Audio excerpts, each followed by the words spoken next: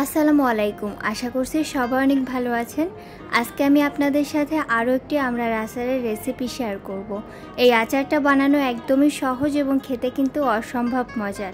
আরও জানিয়ে দেব আচারটা আপনারা বাসায় কিভাবে বছর জুড়ে সংরক্ষণ করবেন। তো চলুন আচারের রেসিপিটি দেখে নেওয়া যাক। আচার তৈরি করার জন্য এখানে আমি 1 কেজি পরিমাণ আমড়া কেটে নিয়েছি। খুব বেশি বড়ও না আবার ছোটও না। আমি কিন্তু আজকে আচারটা আটি সহই তৈরি করব। প্রথমেই আমি একটি মশলা তৈরি করে নেব। তার জন্য এখানে 2 চা চামচ সরিষা দিয়ে দিচ্ছি, 5টা রসুনের কোয়া বড় সাইজের, আর যদি ছোট সাইজের রসুনের কোয়া হয় একটু বেশি পরিমাণে দিবেন, আর অল্প একটু আদা। এখন এগুলো পেস্ট করে নেব।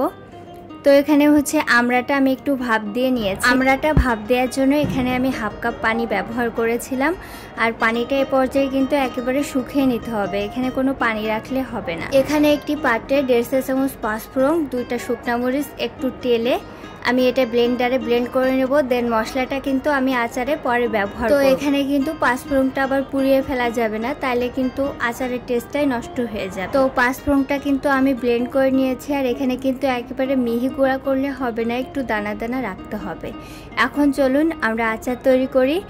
এখানে 1 কাপের থেকে একটু কম সরিষার তেল দিয়েছি, আর আচারে কিন্তু অবশ্যই সরিষার তেল ব্যবহার করবেন।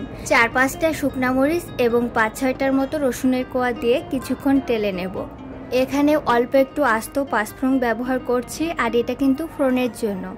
এখন যে সরিষার পেস্টটা করে রেখেছিলাম সেই মশলাটা দিয়ে আমরা কিছুক্ষণ কষিয়ে নেব। জাস্ট 1 মিনিটের মতো মশলাটা একটু কষিয়ে নিতে হবে। আবার মশলাটা এখানে কিন্তু পুড়িয়ে ফেলা যাবে না, তাহলে কিন্তু আচারের টেস্টটাই নষ্ট হয়ে যাবে। দেন আমড়াটা দিয়ে মশলার সাথে খুব ভালোভাবে মিশিয়ে নিতে হবে।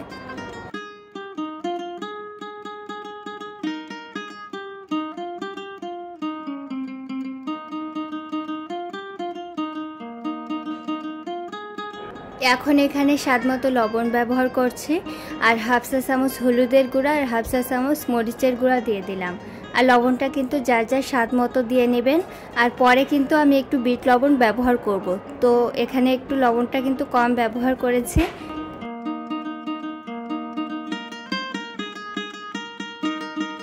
আমড়াটা কিছুক্ষণ ভালো মতো নেড়েচেড়ে আমি কষিয়ে নিয়েছি। এখন চিনি ব্যবহার করব, আর যার যার টেস্ট অনুযায়ী কিন্তু চিনিটা ব্যবহার করবেন। তো এখানে আমি এখানে 1/4 কাপের মতো চিনি ব্যবহার করেছিলাম। দেন আমড়াটা চিনির সাথে খুব ভালোভাবে মিশিয়ে এনেছি, আর এই চিনি পানিতেই কিন্তু আমড়াটা খুব ভালোভাবে সিদ্ধ হয়ে যাবে।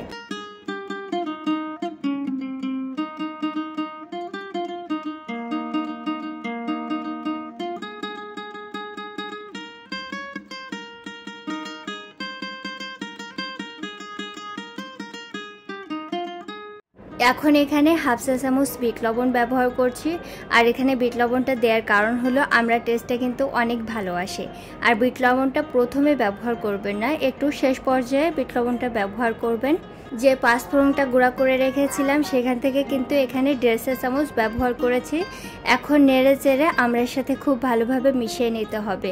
আর পাঁচফোড়নটা দেওয়ার পরে কিন্তু আমড়াটা খুব বেশি জাল করা যাবে না। আর আমড়ার আচারটা যাতে বছর জুড়ে ভালো রাখা যায় এর জন্য এখানে ভিনেগার ব্যবহার করব। আর আমড়াটা চুলা থেকে নামানোর 10 থেকে 15 মিনিট আগে কিন্তু এই ভিনেগারটা ব্যবহার করতে হবে। আচারে ভিনেগারটা ব্যবহার করার পরে চুলার জালটা কিন্তু হাই ফ্লেমে দেওয়া যাবে না, লো ফ্লেমে রেখে আস্তে আস্তে এই 10 থেকে 15 মিনিট জাল করে দেন চুলা থেকে আচারটা নামিয়ে নেবেন। এর পর্যায়ে আমরা আচারটা কিন্তু একদমই রেডি। আর চুলা থেকে নামানোর আগে আমি টক ঝাল মিষ্টি লবণটা ঠিক আছে কিনা একবার চেক করে নামিয়ে নিয়েছি।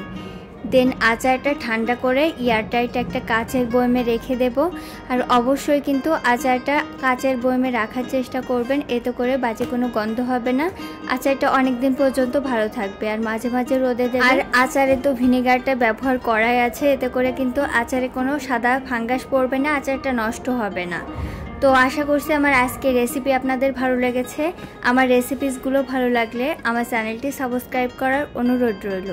আজকের মতো এখানেই বিদায় নিচ্ছি। দেখা হবে অন্য কোনো রেসিপি নিয়ে অন্য কোনো ভিডিওতে। সেই পর্যন্ত সবাই ভালো থাকবেন। আল্লাহ হাফেজ।